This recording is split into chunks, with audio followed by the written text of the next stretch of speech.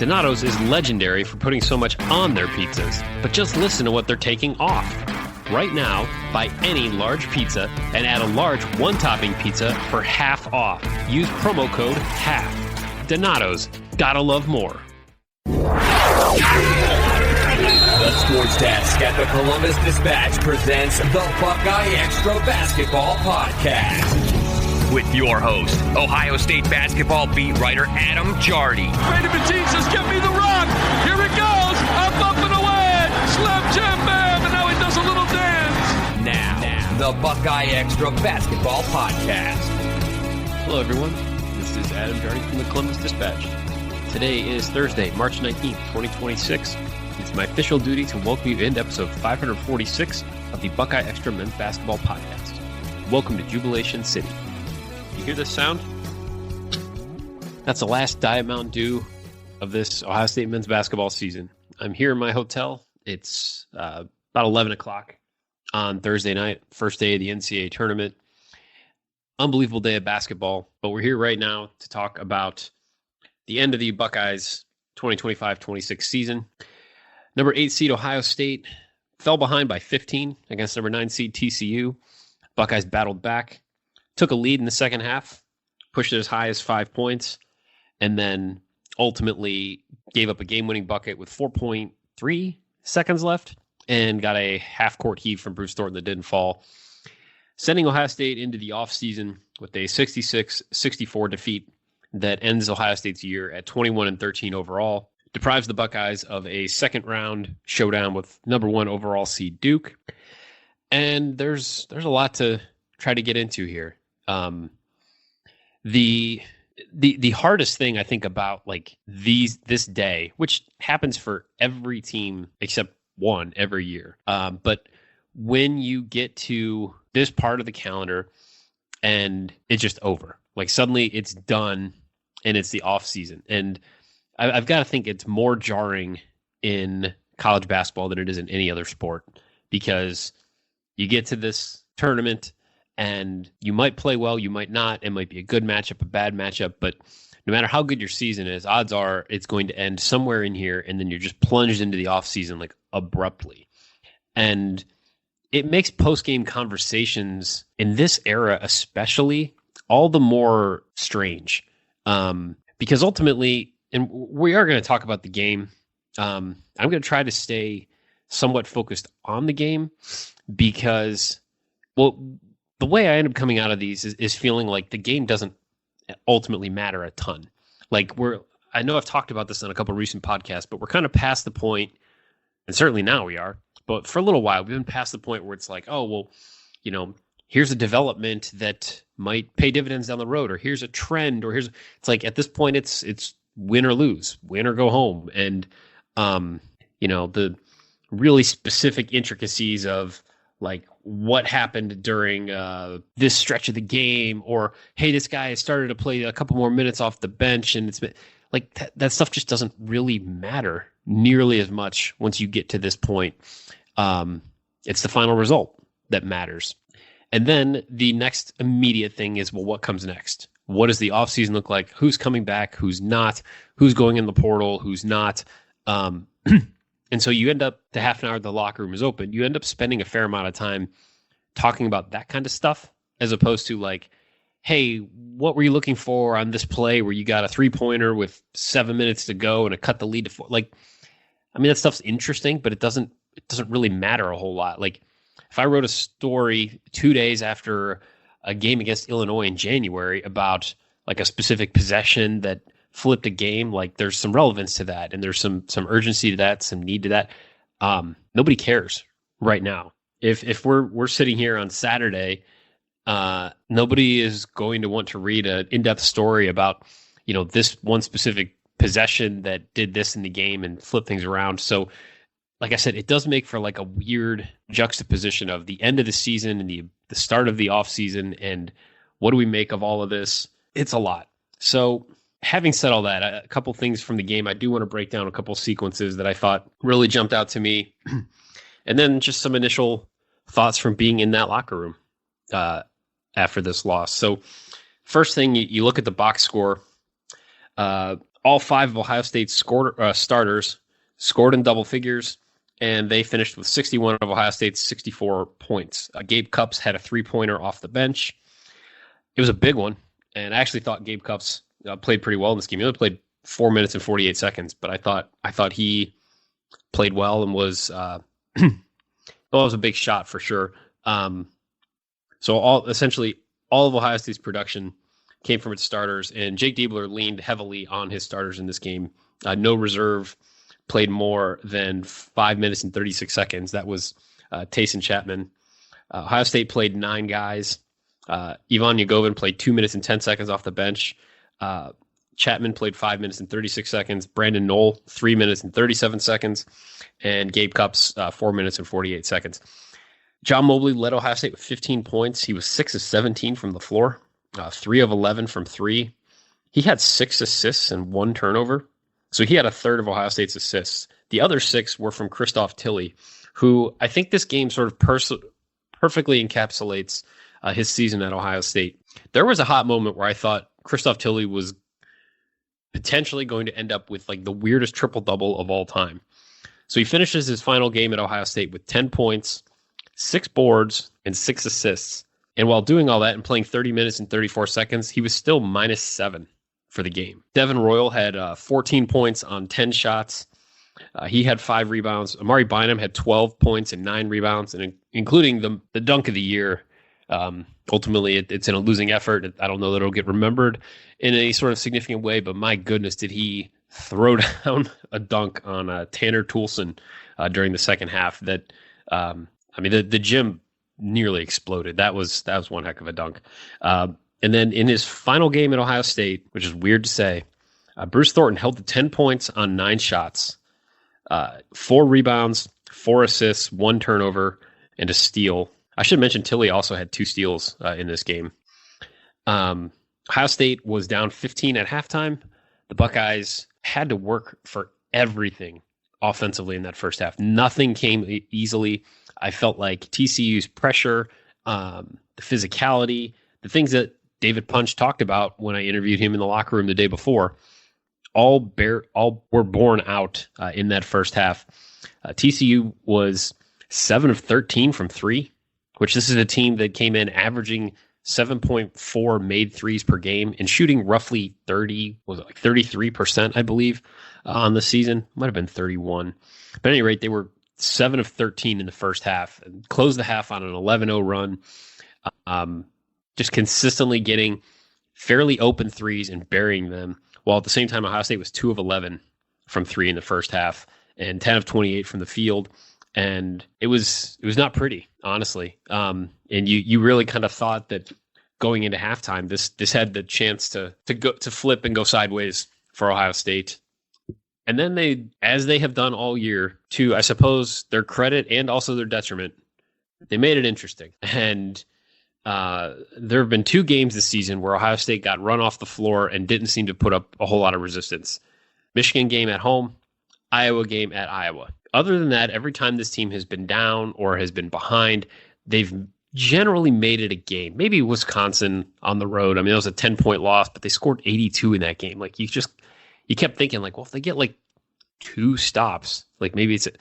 But you looked at this game, you looked at halftime, and Ohio State had 3 significant scoring droughts. They'd gone 4 minutes and 36 seconds at one point without scoring, 3 minutes and 45 seconds at another point without scoring, and then 3 minutes and 8 seconds. So, like, that's 3 stretches that is almost 2/3 of the entire first half, where Ohio State just straight up didn't score. And some of it was issues against TCU's pressure. Some of it was just poor decisions. Some of it was just, there were a couple of moments where I thought they got a shot that they wanted, but they weren't going to the basket quite as aggressively as you would expect. Or it was a 3-pointer where they were kind of fading to the corner instead of jumping straight up because they felt the pressure coming to them. There was a play where Christoph Tilley had the ball at the rim and he tried to dump it down to Devin Royal even closer to the rim somehow, and it was a turnover. And you saw these like sequences of plays and you just thought, boy, that size and that physicality is really bothering Ohio State. And then the second half was different. Start out with Christoph Tilley dish to John Mobley Jr. for a bucket. Thornton comes up with a steal. Tilly drives from the top of the circle, finishes on the right block, and 2 possessions in, that 15-point deficit is down to 11. Now, Ohio State would go through another drought here, 3 minutes and 58 seconds without scoring. But at the same time, the defense was forcing TCU into some poor shots, and the Horned Frogs also regressed back to the mean a bit here. And when Amari Bynum broke that drought with a slam dunk, about 15 minutes to go, Ohio State was still down 11. And then Bruce Thornton fouled Micah Robinson. He hit 2 free throws. It's back to 13. And then Christoph Tilly threw the ball into the crowd on a poor read. But then they forced a 3-point miss from TCU, which opened the half 1 of 10 from the floor, and it would get worse. And John Mobley Jr. hit a 3 from the logo, cut it to 10. Ohio State would force a turnover on Tanner Toolson. Devin Royal came with a big offensive rebound off of a John Mobley Jr. floater miss, and then Mobley hits a 3. So now it's 7. TCU comes down, gets a miss from Jaden Pierre, making the Horned Frogs 1 for 11 at this point. Tilly draws a foul on Xavier Edmonds, the other big for TCU, hits both free throws. Ohio State's down 5. Then you get a 3-point miss at the other end. Devin Royal gets in the paint, banks it off the glass. Kind of a tough shot, but he made it fall. It's a 1-possession game, and TCU comes down and misses a 3-pointer. So the Horned Frogs now 1 of 13 to open the half. Ohio State's within 3. And John Mobley Jr. gets a 3-pointer on the left wing that does not fall. TCU comes back down, and on this possession, Jaden Pierre gets a ball on the right wing, gives a bit of a head fake, gets a little bit of separation from Mobley, and hits the 3. Back to 6. Mobley gets an open 3 at the other end, misses it. TCU comes down, and David Punch drives right into Christoph Tilly, draws the foul, and 1. 10:54 to go. Ohio State's down 9. And then it looked like it was going to get worse because Tilly misses a hook shot as the shot clock was winding. But then Brock Harting misses a drive, and Ohio State the offense kicks into gear here. It starts with a Tilly bucket, then a Mobley bucket, and then the Gabe Cup's corner 3. And here was the sequence. So Mobley scores to make it 49-44. And then John Mobley Jr. forces a 10-second violation. Ohio State, and my seat was pretty close to the Ohio State bench. This really ignited things. So 9:05 to go. Ohio State gets the ball back. TCU at this point is 3 of 17 from the floor. And the Buckeyes get a wide open left corner 3-pointer from Gabe Cupps, who buries it. It's a 2-point game. Amari Bynum gets called for a foul, 1 free throw for TCU. Then Devin Royal gets fouled at the rim. And this was the 4th foul on Xavier Edmonds. Ohio State was unable to foul him out. That would loom large later. Royal hits the free throws, 1-point game. Amari Bynum rips the ball away from Jaden Pierre. Bynum dunks at the other end. Ohio State's up 1. First lead since it was 5-2. Ohio State has a long possession. They get the stop. Devin Royal slam dunk. Ohio State's up 3. TCU misses another 3. Devin Royal scores inside. So it's a 5-point lead. This is the high point for the Buckeyes in the second half. For the second time, then David Punch goes inside, draws the foul, makes the and 1. It's a 2-point lead. This is where Amari Bynum has his dunk. He gets fouled while dunking it, but then he misses the free throw. So it's only a 4-point lead, 5:36 to go. Now that capped a stretch for Ohio State where the Buckeyes scored on 8 straight possessions and gave them a 4-point lead. But then the offense started to struggle, and the Buckeyes would go empty on 4 straight possessions as TCU reclaims the lead. Some of it was, again, David Punch. There was a sequence where Tilly was going for a dunk with Ohio State up 57-56, but Punch got to him and just rejected it. Like a 2-handed dunk try in the middle of the paint. And then at the other end, he drives, he scores. TCU's up 1. And then a couple of just tough possessions. Bruce Thornton he only had 1 2-point field goal in this game that went in.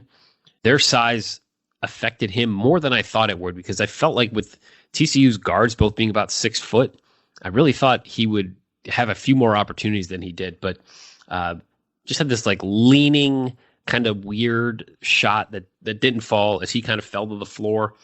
TCU misses the front end of a 1-on-1. Then Thornton gets trapped and there's nowhere to go. He has to pick up the ball and call a timeout. They end up getting a John Mobley Jr. 3-pointer that's contested and doesn't fall. But then after they they force a miss, fast break, Thornton draws a block charge on Brock Harding, bloodies Harding's nose, hits the free throws. This is the last lead for Ohio State. 2:08 to go. It's 59-58 Ohio State. 3-point play from Punch. Devin Royal with 2 free throws. It's a tie game, 61-61, when TCU gets an open 3 in the left corner from Micah Robinson, who TCU as a team finishes 9 of 23 from 3. He was 4 of 6, and it seemed like every one of them was a dagger. So he hits that 3, and then Thornton hits a 3. Last shot of his Ohio State career, 33.7 seconds left. The 4th time the game was tied. Ends up with TCU calling timeout, 26.3 seconds left. They got the ball to David Punch, and this was where, again, like Edmonds played the last 7-8 minutes with 4 fouls, and Ohio State was unable to foul him out. So Punch is able to draw Tilly out a little bit further from the basket, and Edmonds buried Amari Bynum under the bucket and got the entry pass, scored at the rim. Ohio State's down 2. They call timeout. There's 4.1 on the clock. They put it back to 4.3. And then the final play it did not go well. Thornton inbounded it to Tilly. Tilly immediately tossed it back to him. Bruce tried to turn up court. They kind of cut him off a little bit and slowed his momentum. He got I think he got 4 dribbles off, but couldn't make it to half court and had to heave like a shot just on the other side of half court that bangs off the backboard just like that. Career over, season over. It was a whirlwind. And it was an interesting locker room for Ohio State. And we'll get into that here in just a second. Before we do, I want to remind you can subscribe to the podcast on Apple, Spotify, YouTube, wherever you enjoy your favorite podcasts. If you subscribe, you'll automatically get the newest ones just as soon as our man Patrick Flaherty, the Podfather, can grab them and publish them for us. While you're subscribing or downloading, please leave a review. Please click 5 stars, and please consider telling a friend. Even though Ohio State's season is over, that does not even remotely mean that the podcast is over. We will still be coming to you weekly unless I'm on vacation. And even then, sometimes I'm able to record stuff in advance. But there's plenty to talk about. Even in the dregs of the off season, we'll have plenty to get to. So make sure you're subscribed. And thank you to everyone who takes the time to listen. I heard from a couple of people how they listen to the podcasts on the drive down and things like that. So hopefully this helps with the drive back just a little bit. It's about 8.5 hours from here to Columbus. Donato's is legendary for putting so many toppings on their pizzas, but just wait till you hear what they're taking off. For a very limited time, when you buy any large Donato's pizza, you can add a large 1-topping pizza for 50% off. That's right, half off. You order using promo code HALF. Order your favorite large Donato's pizza and add a large 1-topping pizza for half off today. Donato's, gotta love more.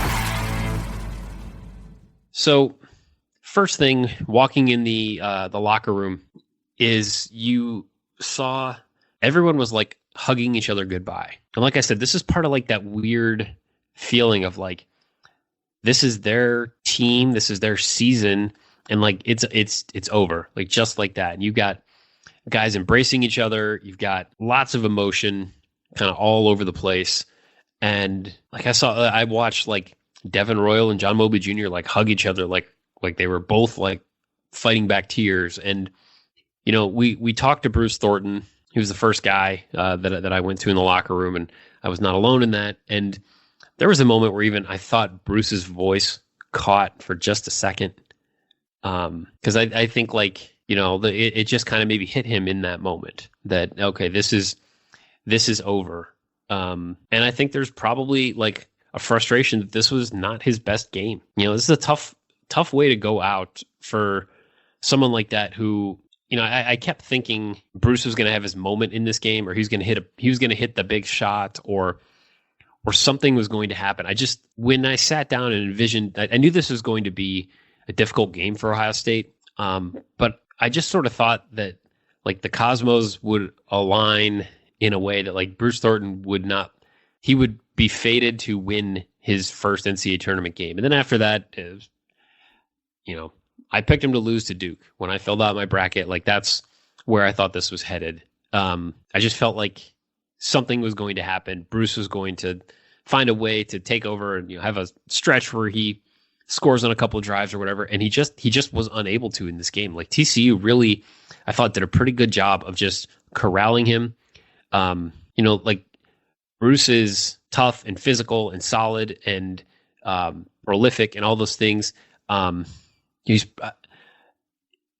felt like if there's a knock to his game, aside from the fact that he's not blessed with incredible height, but he's not the most explosive player. He's not an above the rim player.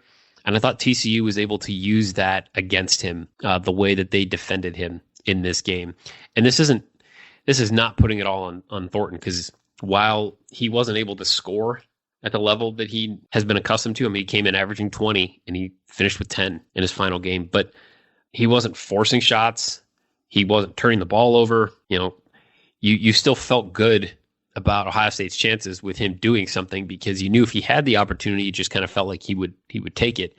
Just didn't seem like he ever really got that opportunity to get rolling. And that three that he hit at the end, that did feel like a big moment. And I kind of thought when he made that was going to be the thing that sent the game to overtime and then maybe get him rolling. Until ultimately that's not what happened.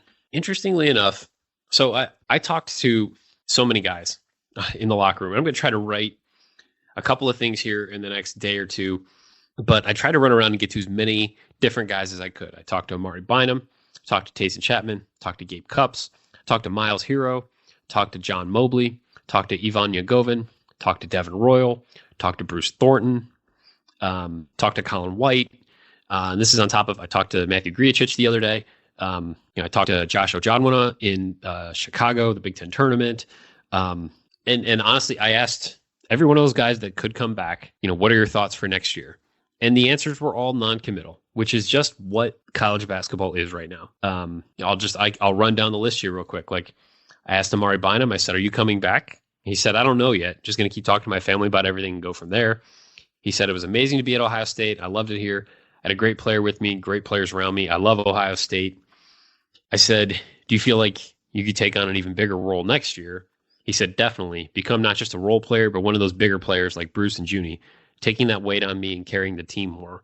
I think it was pretty, reading between the lines, I think what Amari was talking about as far as talking to his family and like, is Amari Bynum the kind of player that could put his name in the NBA draft process? Like, I'm purely speculating here, but that would make sense. Could we see teams throw exorbitant amounts of cash at him? That could go for just about anybody. And it makes all this stuff all the more tricky. And even made me think how, like, I feel badly that, like, I didn't get to talk to Brandon Knoll or Christoph Tilley or I didn't talk to Puff Johnson. Like, guys, like, normally it would be like, okay, career over. Let's have like a quick conversation about legacy and memories and wrap things up and stuff like that. But like, unfortunately, that's just what this era is right now, of like trying to talk to guys who could still be back and try to get some feelings on what they may or may not do. I asked Tayson Chapman about that. I said, have you thought about next year? He said, I haven't. Season just ended. Probably go back home, dwell on this for a little bit, and then go from there.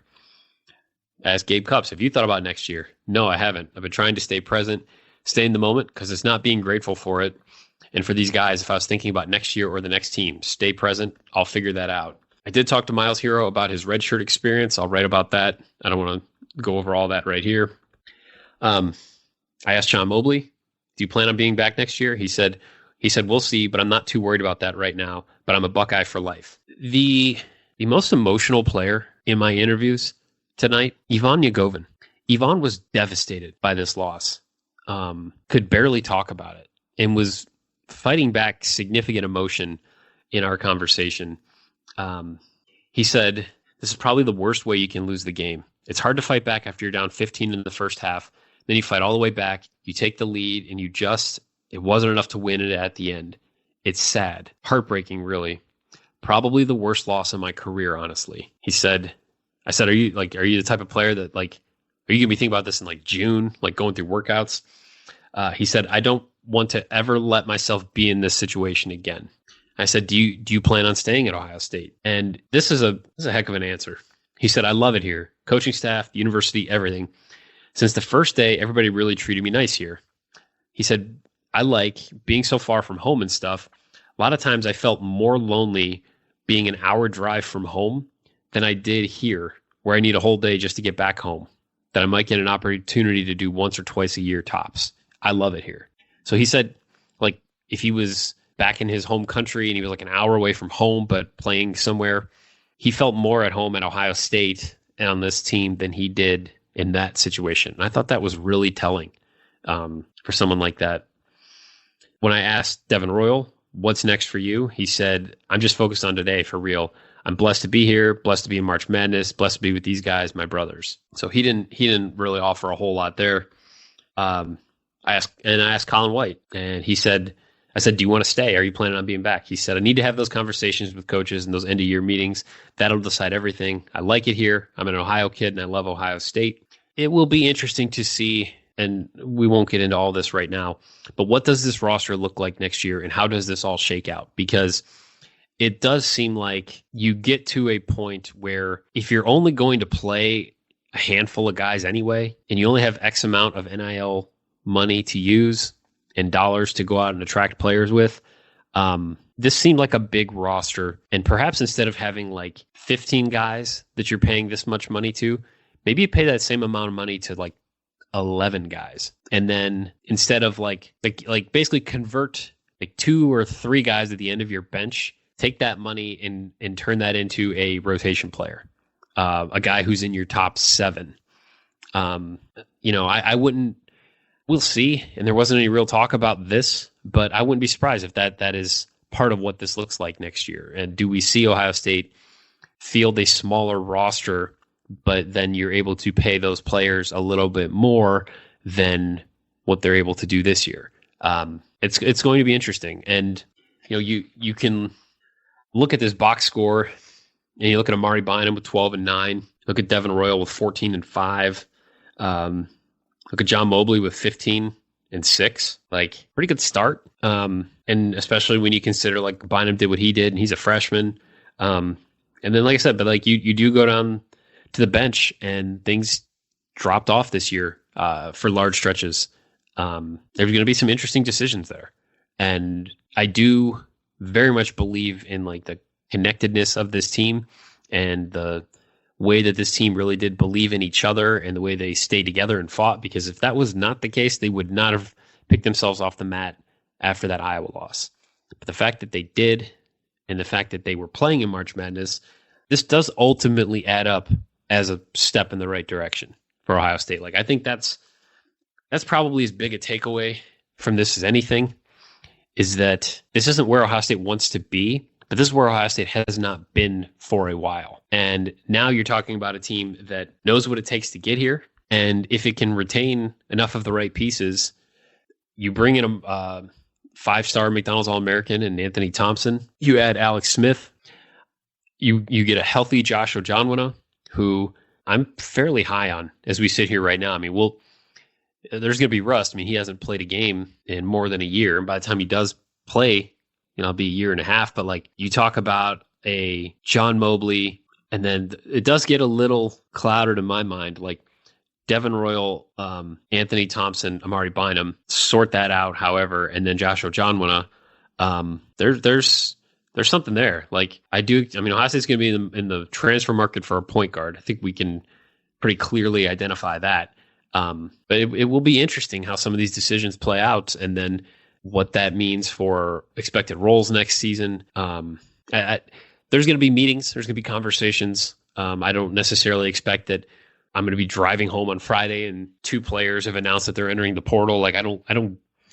You remind me that I said that when I'm doing an emergency podcast on Friday night, but I'm not seeing that at this moment. It does seem like there's going to be a little bit of a period here before guys are going to have to settle in, have some conversations, get a feel for where they want to be and what they want to do and what that looks like for next year. That all kind of starts soon, but I don't think that starts immediately, if that makes sense. Here's one thing that probably the last thing to leave you with here. So Jake Diebler asked after the game about like what from this year can you build on for next year? He said recruiting really good young men. They've got to be really good basketball players, certainly, but recruiting really good young men. Being able to stay consistent, not getting too high or too low was a valuable lesson for us to learn because we overcame a lot this year. He said, building a family atmosphere, having that as part of your culture, not making it transactional, that's something we're going to hold on to. The toughness that we practiced with and the fight we showed, those are all things we've got to build on. He said, roster management is hard. It's tricky. There's a lot that goes into it. But the one thing we did, we recruited great young men, and we were able to battle through a lot to get to this point. But we're not leaving here satisfied as a program. This was a great step for us, but we want more. We're going to fight all offseason to build that and take it up a level. That's what we're motivated about right now. And we have guys in there who, if they come back, will be motivated by the same thing. And I'll leave you with something that Bruce Thornton said about like this experience. He said, guys like Amari and Junie, whoever the future guys are, we're going to keep this tradition of us making the tournament and now making a deep run. So there's going to be a lot more to start diving into here before long, but this seems like a good place to end this one. Selfishly, was hoping for at least one more game, was looking forward to an open locker room on Friday, and then watching this team take a shot against Duke on Saturday. But instead, Friday's going to be a long day driving home, and then good news is there will still be basketball on when I get there. So I hope you're enjoying the tournament. It's pretty cool to be here in Greenville and watch VCU come back from 19 down against North Carolina to win that game. It's just an absolutely unbelievable atmosphere.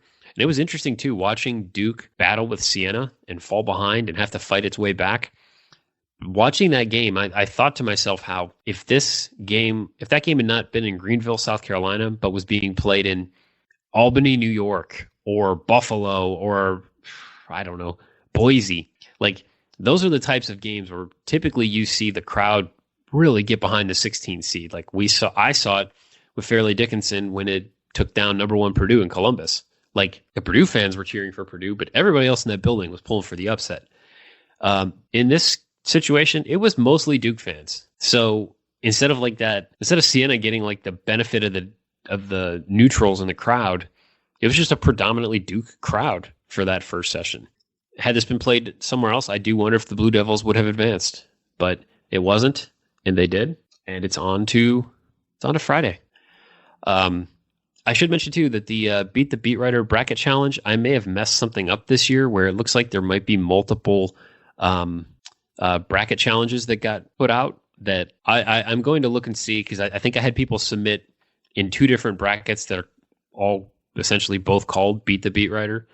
I will get to the bottom of all that, and if I can't merge the 2, I will keep track of both when it comes to crowning a winner. So I apologize for that. The build up to this was kind of crazy, and so I probably did something wrong, and I will do my best to sort that out for you all. But with that, this wraps up year 11 on the beat for the Columbus Dispatch, and I would be remiss if I didn't end this by just saying thank you to everyone out there who I posted a photo to Instagram as well, basically saying this, but just like for everyone who clicks, reads, listens, streams, subscribes, watches, comments, I would say tweets, but I could take or leave Twitter at this point. TikTok too, just so incredibly negative. But having said that, this is 11 years now, 11 seasons on what I think is the best beat, and doing a job that I find so incredibly rewarding and enjoyable. Not every day is sunshine and roses, and there have been plenty of tough moments and difficult days and challenging stories and situations. But if you're still listening to this podcast, you're one of the people I'm talking about here. But it's like, I feel like the connection that I'm able to have with the listeners, the readers, and the relationships that we're able to build, and the responsibility of like living up to that and trying to make sure that I'm bringing you the best possible coverage that I can for a team and a program that you care deeply about. I do not take that for granted. I cannot wait to see what year 12 looks like. And I'm very, very thankful to all of you for supporting what we do here at the Dispatch and making this job what it is. Thank you from the bottom of my heart for letting me get to do these things, and for having me in your speakers and on your screens and wherever it is that you're consuming the content. It genuinely means the world to me. Now, as always, you can send along your questions, your comments, your love notes, your hate mail, and otherwise constructive criticism to me at Adam Jardy on Twitter or ajardydispatch.com. Thank you again for listening. Thanks to Patrick Flaherty for putting up with me so much this week. I'll be back with you, I assume, early next week sometime. I want to get back to Columbus, get my feet back underneath me, maybe sleep a little bit, and then we'll start diving into the off season. So until then, be kind, take care, and we'll talk soon. Want a huge deal on a large pizza? For a very limited time at Donato's, buy any large pizza and add a large one-topping pizza for 50% off.